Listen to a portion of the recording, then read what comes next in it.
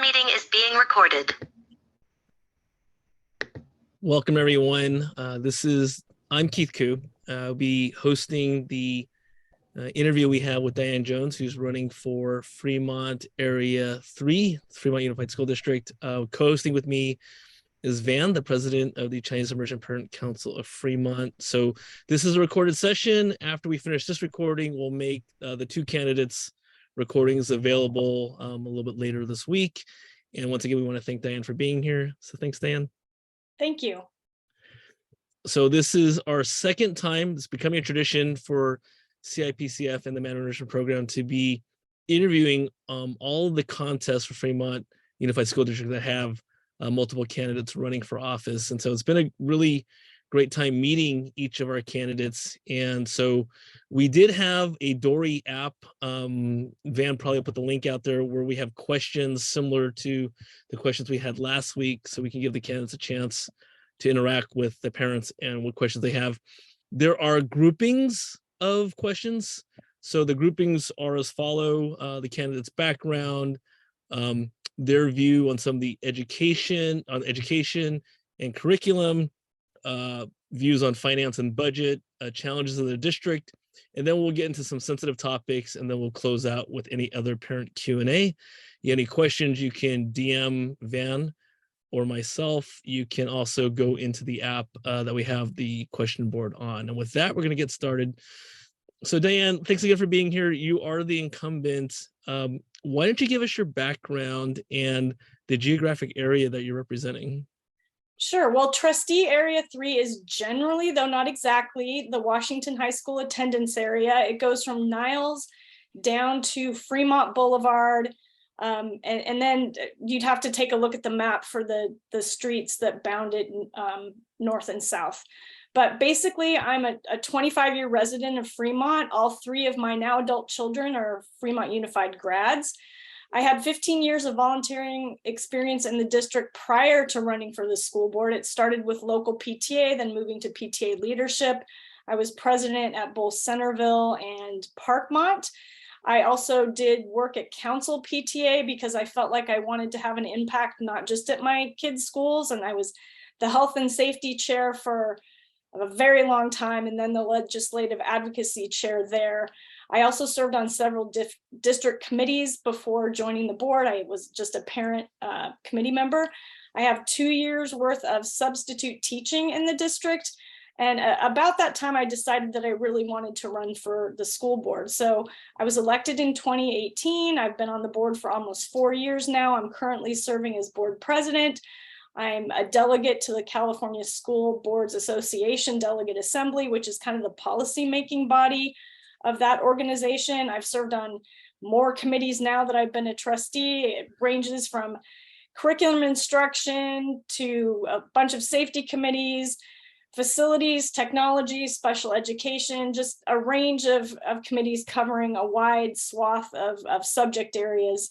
And I've, over the course of the last 4 years, built really strong relationships with both our state and federal legislators, which is really critical at this time.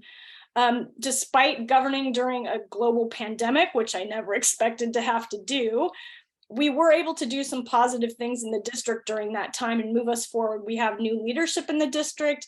We had one of, if not the most robust distance learning programs in the state. We adopted a social emotional learning curriculum district-wide. We updated our core and supplemental novels list to be more diverse and reflective of our community. We worked collaboratively with our unions to develop some MOUs coming into this year that are going to benefit our staff with another challenging year. And, you know, we did come to a 3-year agreement with our unions to settle the contract, which is a win for everybody. Moving forward, I still have goals. We still need to continue to support our students both academically and with their social emotional growth. We need to work hard to attract and retain quality educators, support staff and admins into the district at a time in a national shortage of these professionals. So that's not an easy task. And we need to address our changing facilities needs now that we're in declining enrollment. And we realize the importance of modern HVAC systems. And we know we have our facilities that support our sports and athletic facilities that are not up to snuff. We need to look at shade structures. So there's a lot of work still to be done with our facilities. And, you know, I just want to continue serving the community that I care about so much. Right. Well, thanks, Diane. Thanks for opening up and giving us your background and some things you're concerned about. We'll get into some of the facility and budgeting challenges, of course, and when we talk about the budget discussion. So I wanted to start off with in terms of education and some of the questions that came out in the parent chat. So we'll go through them. First of all, you know, for the audience, do you have children? And if you have children, do they go through public or private education? Do they come through Fremont? Yeah, my kids are all now adults, but they all went through Fremont Unified K-12. And I'm very proud of that. I feel like they are grateful for having gone to school here as I talk to them. You know, the benefits of growing up in this really diverse community. I think that they didn't even realize what that meant until they were out of Fremont. I'm really proud to say that my oldest is now a public school teacher teaching high school math. This is their first year and teaching Math 3 and AP Calculus in the Santa Cruz area. So it's great to have a public educator as part of my family. So I understand, you know, now at an even deeper level what that is like. So my kids are all public school educated here in Fremont. All right. Well, thanks for the answer. And then since you're talking about your daughter teaching math, there's a question that asks, do you support the California math framework? Why or why not?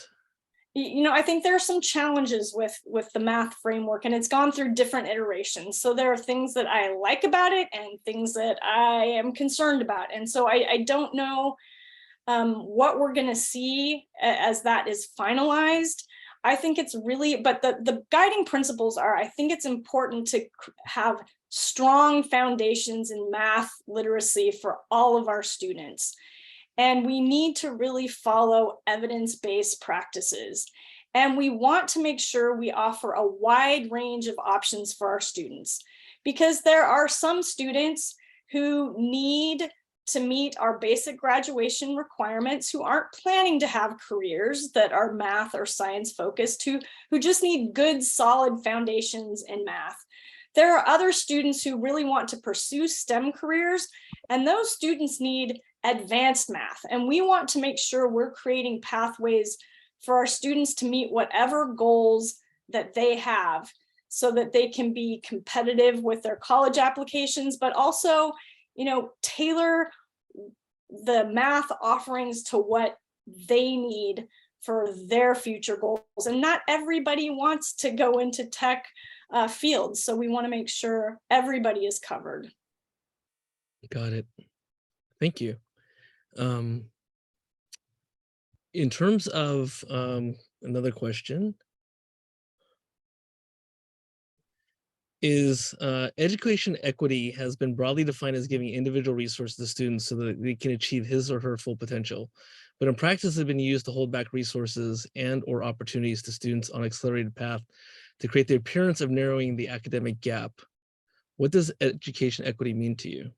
You know, I hear this a lot, and I really haven't honestly seen that in Fremont. When we have things that aren't offered, it's challenges with budget and staff usually, and challenges with the master schedule. So nobody is trying to take away opportunities for students. What equity really looks like for us is exactly what you said. It's taking students who need support and giving them the support that they need to reach the high standards that we set for them.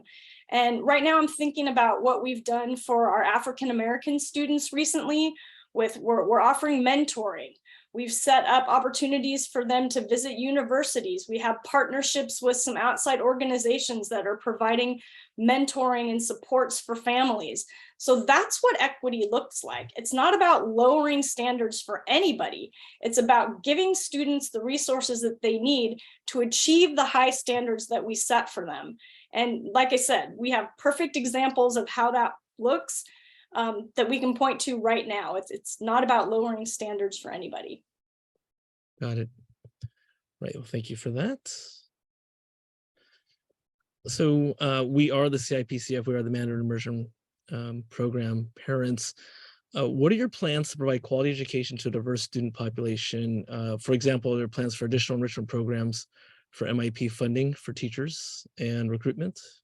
Right. Well, the MIP program is a perfect example of what can be achieved even during difficult times, because this program was started when we were in the middle of the economic crisis and huge budget cuts. So I know this program was largely funded by parents, and it's a testament to all of you what can be accomplished. I really want to see this program grow.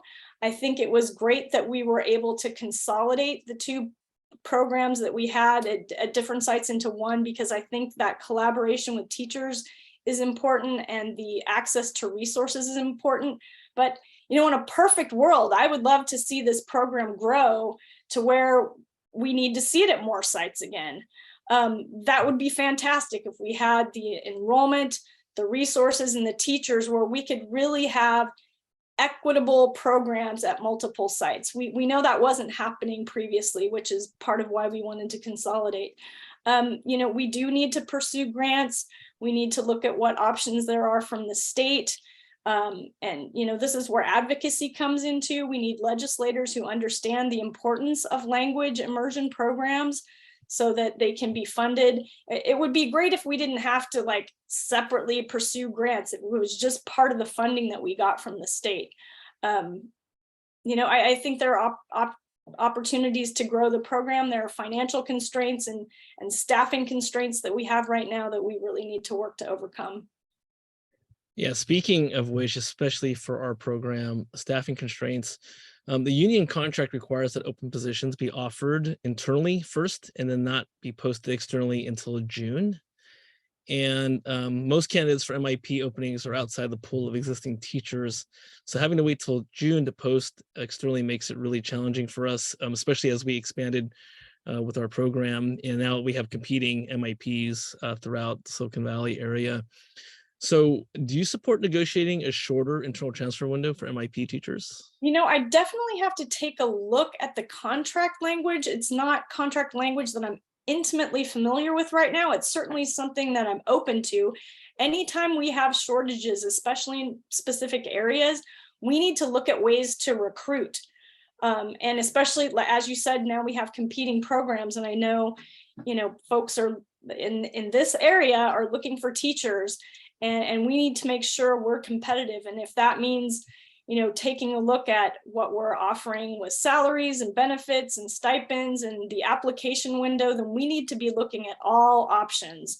I don't think anything should be off the table. I don't think that should be limited to the Mandarin Immersion Program, because there are certainly other areas where we're short-staffed and we know we're in competition for a limited pool of job applicants. So this kind of goes beyond the immersion program, but we need to look at all options. Got it. Along the same lines, because our teachers have a unique skill set, the Chinese language, what is your position, or do you have one on Fremont, which currently doesn't do it, sponsoring H-1B visas for qualified teachers? Other school districts do that, and that also might help alleviate our hiring problems. Right. I would definitely be interested in taking a look at that. I'm not sure that was something I was completely familiar with. So it's sometimes I learn things at candidate forums where questions are asked of me, and it's a good wake-up call that I need to investigate further, and this is certainly one of them. So if that is something other districts are doing, then we know there's not some sort of legal barrier to doing it. It's something we should take a look at for sure.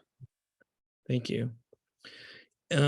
In terms of your views of a superintendent, not necessarily talking about CJ, but what is your views of the most important qualities in a superintendent? I think the number one quality is the ability to communicate effectively, no question. And that goes for communicating with parents and community members. That goes for communicating with staff, from our teachers to our admins to our support staff. That goes to communication with trustees. Unless you have communication the whole community, where you know you can rely on what is being said, and that you know that the person follows through on what they're being said, then we just don't have trust. And that's something that is really, really critical. And I'm pleased to see that I think the level of communication we have from our new superintendent is much improved from where we have been. So I think we are in a good place with the leadership that we have right now in the district. Okay, well, thank you for that. So transitioning into more of the budget questions and the finance questions, before we ask the question, what do you think are the biggest budget challenges that this district faces? We are underfunded. I will tell you right now, we are underfunded. We know that California is underfunding public education compared to other states. What I think folks don't realize is that Fremont Unified is comparatively underfunded in this state. We are about, in the last year where we have comparative data, we're about 82% of the state average in ADA funding. And when you look even within the county, we're in the 80s with our per pupil funding, 80%. So we're underfunded in the state, we're underfunded in the county, and that's been the case for at least a decade. That's how far back I went when I was doing comparative data. And when you think about what that means, when we have been that underfunded for that long, it is very hard for us to offer some of the things that other districts offer. When I have parents asking, why can't we do something that's being done in another district? All I need to do is look at the amount of funding that those other districts get per pupil, and I can tell you exactly why we can't offer what they're offering. It has been very hard now for us to have competitive salaries and wages because there's only so much cutting you can do in other areas to prioritize our salaries, which is critically important. If you don't have people, you don't have a school system. So we have done the correct thing by prioritizing salaries, but we're at a point now where we kind of can't keep up, and Fremont Unified is falling down in our what used to be our top ranking for salaries. And that means we're not necessarily going to be able to maintain attracting the first tier candidates. Our first round draft pick, as our union president says. So that is probably the biggest problem that we're facing right now with our budget, is this chronic, long-term, significant underfunding. Got it. And then a follow-up to that, why do you think the underfunding exists, and what do you have any ideas on how we could fix that? Yes, there are a couple of things that contribute to the underfunding. One is that the state funds all districts essentially, and this is a little bit more complicated, I'm simplifying it, but it funds all districts the same in terms of you get a set per pupil amount, no matter where you are in the state. It varies a little bit by grade level, and you get a little bit more when you have high unduplicated pupil counts, and those are our high need students. So, a district in the high cost of living Bay Area essentially gets the same amount of funding as districts in, Modoc County in northern California. And we know the cost of living is different. So what we really need the state to do is give us a regionally indexed funding formula that takes into account our local cost of living. That's something that we definitely need to do. The other thing that accounts for our underfunding, especially when you're looking locally, is that we're in the Bay Area, and although parcel taxes are uncommon in the state, they're very common in high cost of living areas because of what I said before. Because the state doesn't give us regionally indexed funding, then districts in high cost of living areas need to have parcel taxes in order to kind of keep up. And when you look within the county, Alameda County, our parcel tax generates near the bottom in per pupil funding compared to other districts. So if you look at districts in the county that are much more highly funded than we are per pupil, a lot of that is due to the fact that they have much higher parcel taxes than we do.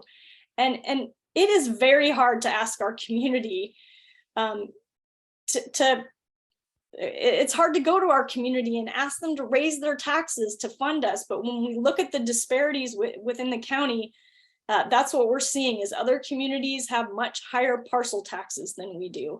And so our last parcel tax effort failed. It did pass, it secured a majority, but parcel taxes have to be passed by 2/3, and we didn't meet that threshold. But our current parcel tax is going to be expiring soon, and we will need to go after another one. And again, it's unfortunate that we have to do that. If the state funded us with a regionally indexed funding formula, we wouldn't have to do that. Right. Van, any other follow-up on that question? Just any ideas you might have on beyond parcel tax? Are there any other ideas on sort of bridging that gap? Unfortunately, school districts have very limited legal ways that we can raise local revenue. So parcel taxes and local bonds are kind of the only mechanism that a local school district has to raise funds.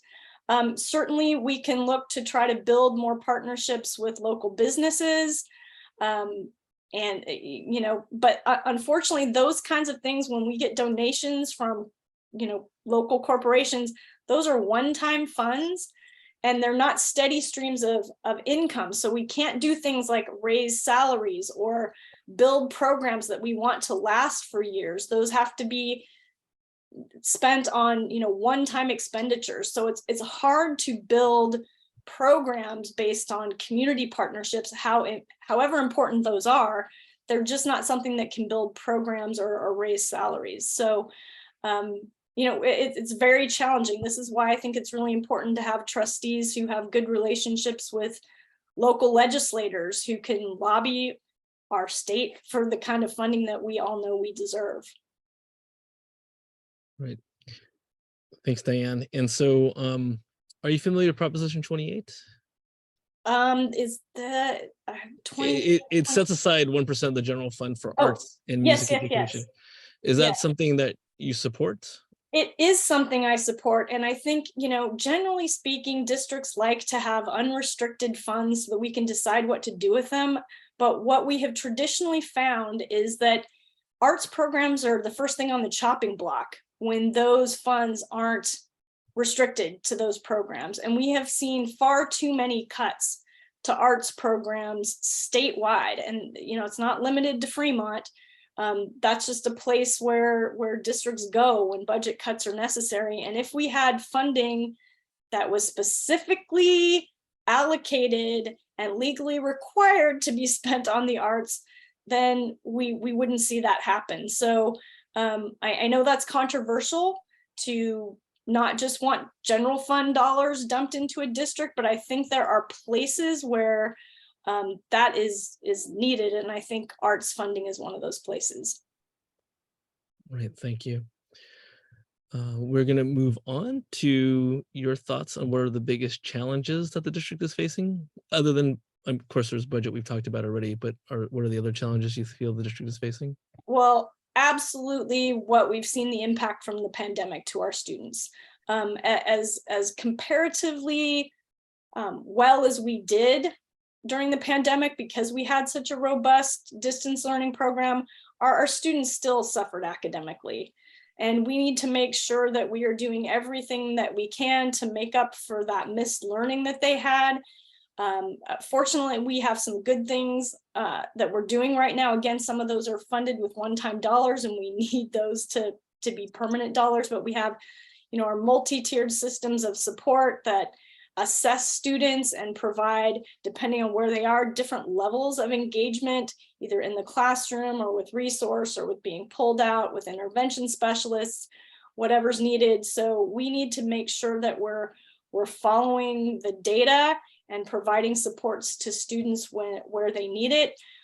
We also have seen a big impact to our students with their mental health, and we need to make sure that we are serving our students. And again, we have one-time dollars that have allowed us to, you know, get additional counseling services and partnerships.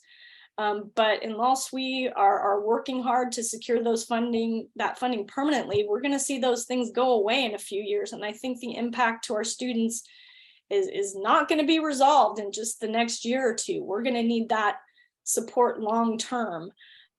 So it really is our biggest challenges are how we're serving our students coming out of this pandemic. Got it. Thank you. Other than the pandemic, are there other challenges you're thinking of as well? Well, certainly, I think we're seeing, I mentioned this before, the nationwide shortage of education professionals. We see teachers leaving this profession in droves. I think there are a lot of reasons for that, but we need to make sure that we're really listening to them and responding to what they're telling us about why they're leaving. We know that there are challenges with providing the kinds of salaries and benefits that our teachers deserve, and that's a funding issue. So I'll kind of leave that there, but our teachers are under incredible scrutiny right now. Education professionals are under attack in some places, and we see teachers responding to that, and they're kind of unwilling to deal with that anymore, the stress that's put on them. So we need to really be listening to our teachers. We need to be listening to our counselors. We need to be listening to our bus drivers, our child nutrition services workers, our admins, about why they are challenged staying in these professions, and respond to those needs. Because if we don't have, if what we're predicting, if what we're hearing about people planning to leave these professions happens, we are going to be in dire straits. We will not have enough teachers to keep our class size small, and we have large class sizes as it is. We don't want to see those class sizes get any bigger. We have a hard time providing, even when we had the funding, a hard time finding bus drivers because they aren't making the kind of money that they need in order to be in those professions. So we're really at a crisis moment with public education and the shortage in education professionals that we're seeing. Thank you. And this is a natural segue into some of the next questions that we have that are related and also sometimes sensitive.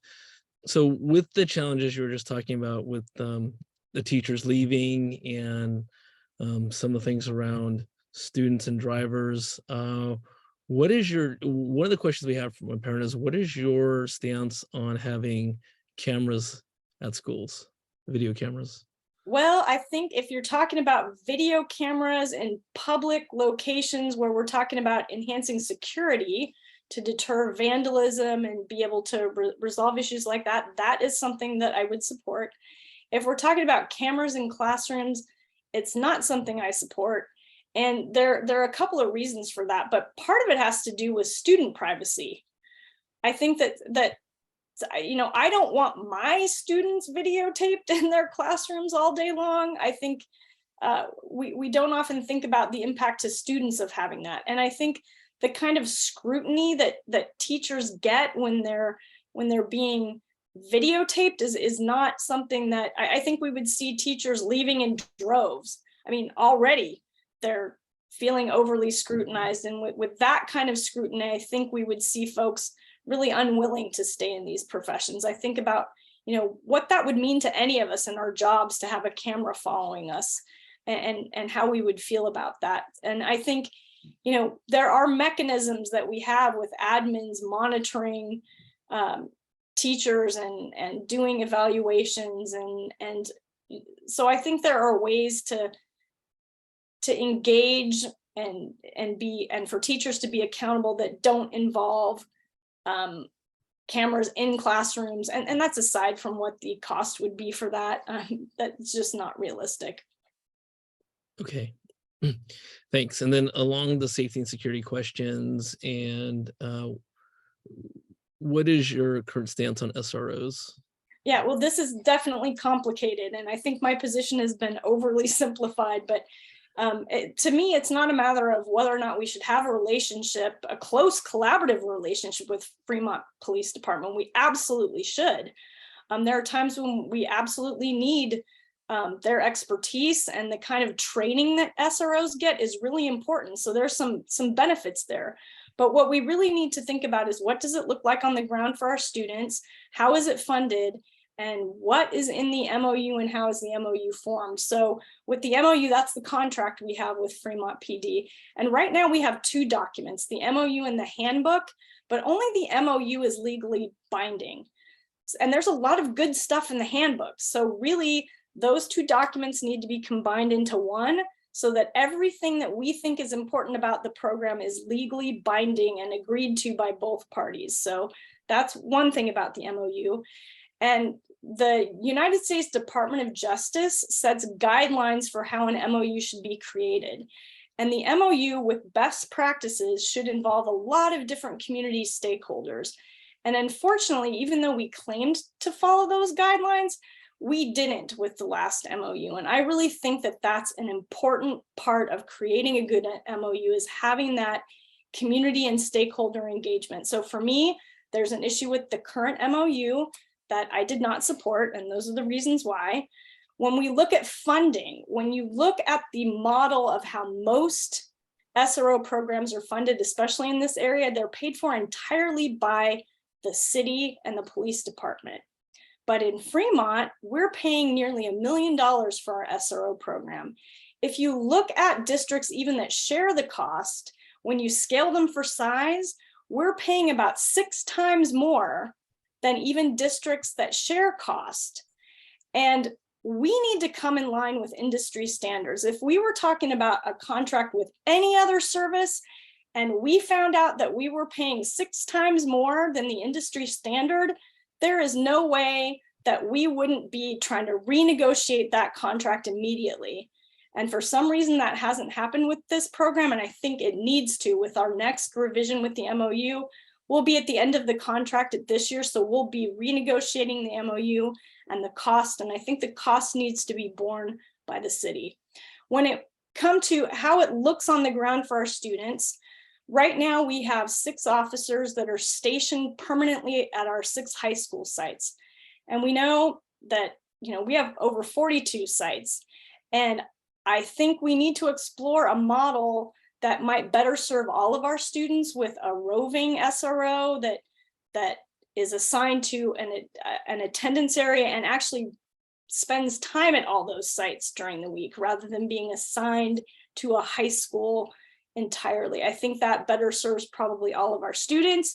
And I think that better serves public safety in general. We know that Fremont right now has too few police officers. There are a lot of vacancies, and we need to take a look at public safety as a whole in the city and really decide what model best serves all of us and all of our students. So, it's not that I would never support an SRO program. I just think that there's some fundamentals about our MOU, the funding model, and probably some improvements that we can make on the ground. I have been really, really impressed with Chief Washington and Sergeant Tang, and I know we're getting a new sergeant, but I really feel they have been responsive to a lot of the concerns raised by the community. There were a lot of improvements made last year. And so I'm looking to build on that. And I think that Chief Washington, like me, I think has an idea of continuous improvement. So I know there are things that we can continue to do to make the program better. It's just the current model, like I said, with the funding and especially the MOU, was not something I supported. And I'm hoping to get to a place where I will feel differently. Okay, and I think as a follow-up, I think that go ahead. Oh, I was just going to do a follow-up on that.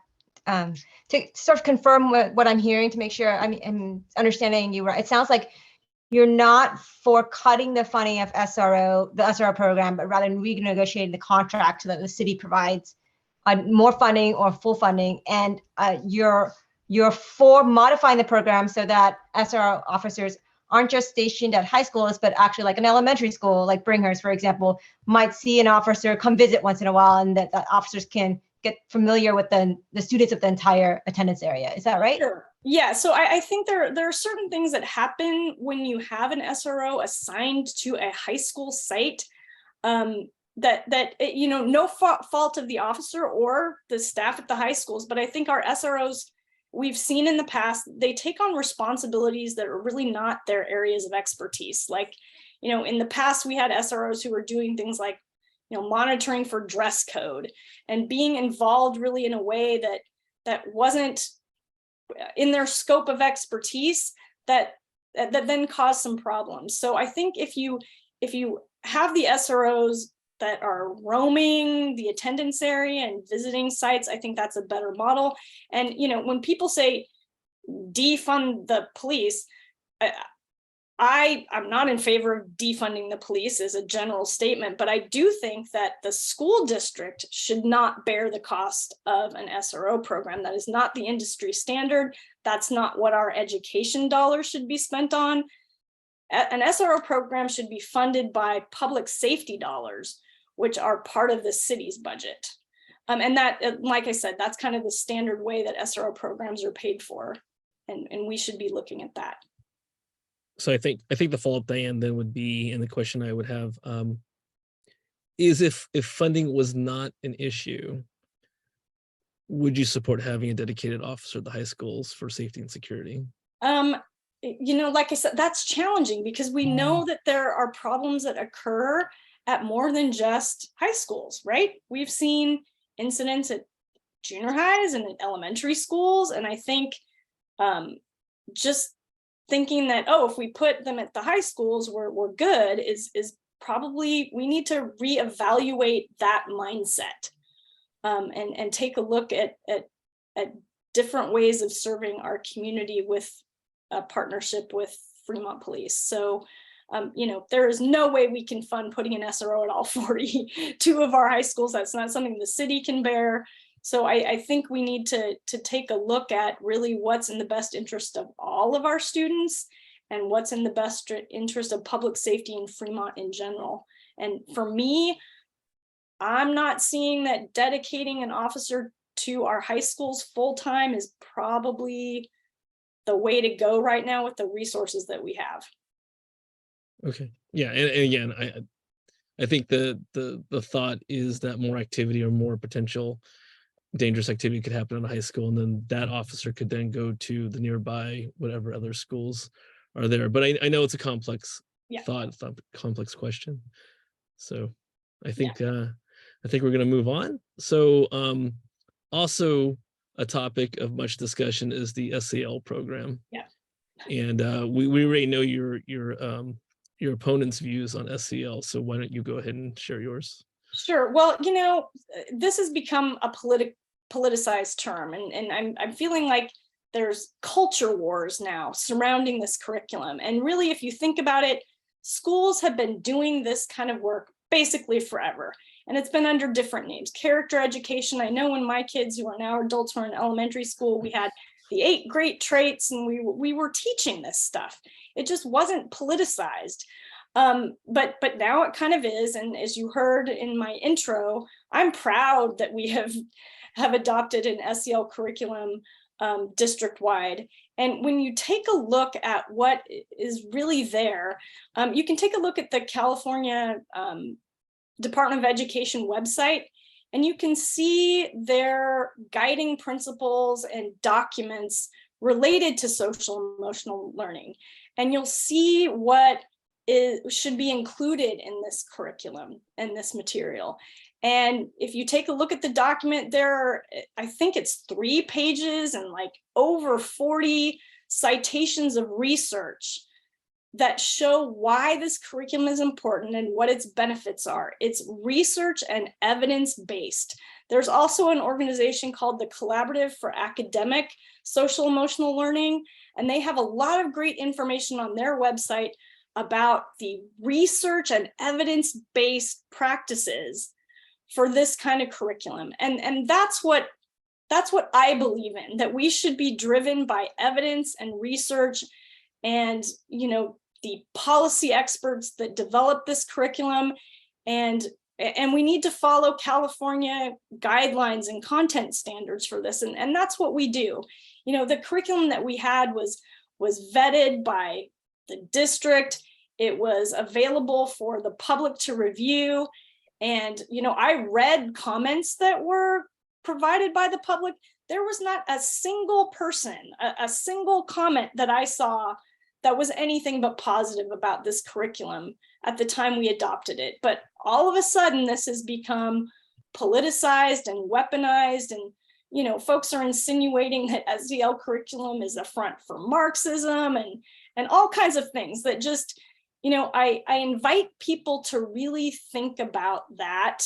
And I trust people to be able to evaluate those kinds of statements. And again, I would point people to the California Department of Education website and some of the other resources that provide the research and evidence for why this is important. Right. Thanks, Diane. So we have one last official question, and then we'll open it up to the parents if anybody wanted to ask a question. And that is simply, why should we vote for you? Oh, gosh. Well, I think what is most important right now for school board trustees in these very challenging times is experience. And I don't say that, experience for experience sake is not what I'm talking about, but the times that we are in require folks with a deep understanding of our budget. It requires folks with a deep understanding of curriculum adoptions and how they happen. It requires people with solid and collaborative relationships with our legislators, because as I mentioned, there are certain things that we just can't solve locally without an investment from our legislators and some policy changes that happen at the state level. So those things are really critically important. And that's what I bring to the table right now. I believe in public education. That's why my kids attended Fremont schools. I have deep commitments to this community, and I want to continue serving the community. It was not an easy decision to run again. The last 4 years have really taken a toll, serving in a very difficult role during a global crisis. I had considerations of not running again, and when I thought about what was really at stake and what the district needs at this time, I felt really an obligation to run for re-election. So, that's what I'm hoping to do, is just to continue serving the community. All right. Well, thank you very much, Diane, for being here. We'll conclude and we'll end the recording, then we'll open it up for any other questions. So once again, want to thank Diane Jones, the incumbent in Fremont Unified School District, Trustee Area 3, current sitting president of the school board, for spending time with the Fremont Chinese Immersion Parents Council in support of the Mandarin Immersion Program.